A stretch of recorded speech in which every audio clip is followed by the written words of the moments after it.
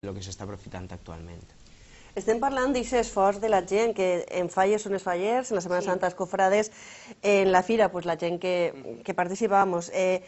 Considereu que la gent de Xàtiva està implicada realment en el que és atraure aquest turisme? Jo penso que no, perquè la majoria de la gent no... O sigui, Xàtiva jo penso que és una ciutat que és desconeguda, inclús la seva història i el seu patrimoni per a molts xativins i xativines, perquè no s'ha fet una verdadera tasca de conscienciació. I la gent sap que la seva ciutat és una ciutat molt bonica, sap que la seva ciutat és monumental, sap que té molts monuments, però realment no està implicat perquè tampoc se l'ha deixat participar. I això és un problema que existeix a la nostra ciutat, que és la falta de participació. Nosaltres, quan hem plantejat les nostres propostes sobre la fira, que és la festa gran de la ciutat, on s'inverteix una quantitat de diners enorme, perquè ahir sí que la major part dels diners ixen de la iniciativa pública, doncs creguem que no s'ha donat participació a la ciutadania, però no solament donar participació els dies ixos, sinó que se puga treballar, que donen la seva opinió de què és el que els agradaria. La fira, per exemple, està feta des dels últims anys al gust, diguem, bàsicament al gust de l'alcalde. Què vull veure o què m'agrada? El rock dels 60? Rock dels 60. Però no més rock dels 60.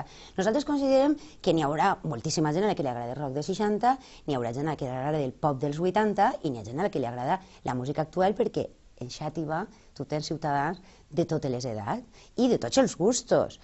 I ahir notes una escassa varietat i davant d'aquesta escassa oferta, evidentment, no ve gent a la nostra fira. És més, la gent de la nostra ciutat aprofita aquests dies, que crec que ja ho vam parlar en l'últim programa, per a fugir de la ciutat.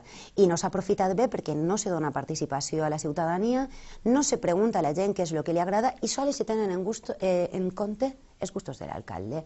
És que es podria parlar d'actuacions concretes. En tota la setmana de fira n'hi ha 2 actuacions musicals. L'homenatge a Bruno Lomas, que ja és un acte que està institucionalitzat, i després n'hi ha sempre un concert de rock, però a gust així, com he dit abans, al gust de l'alcalde o de que en aquest moment se li ocorri la brillant idea.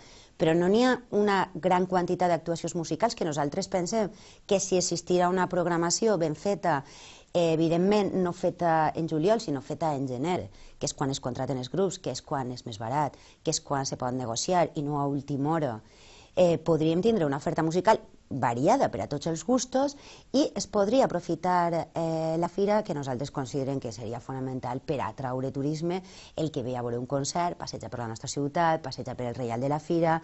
És imprescindible que la fira s'utilitzi per a potenciar el nostre comerç local. La gent que vinga a veure Xàtiva ha de veure què es fa a Xàtiva, què es ven a Xàtiva i com es ven a Xàtiva, que és el que s'ha fet tota la vida. I ahir creiem que n'hi ha una falta de participació total, fins al punt que la gent decideix simplement això, abandonar la ciutat. Per tant, si ni els de la pròpia ciutat tenen ganes de quedar-se, és difícil atraure.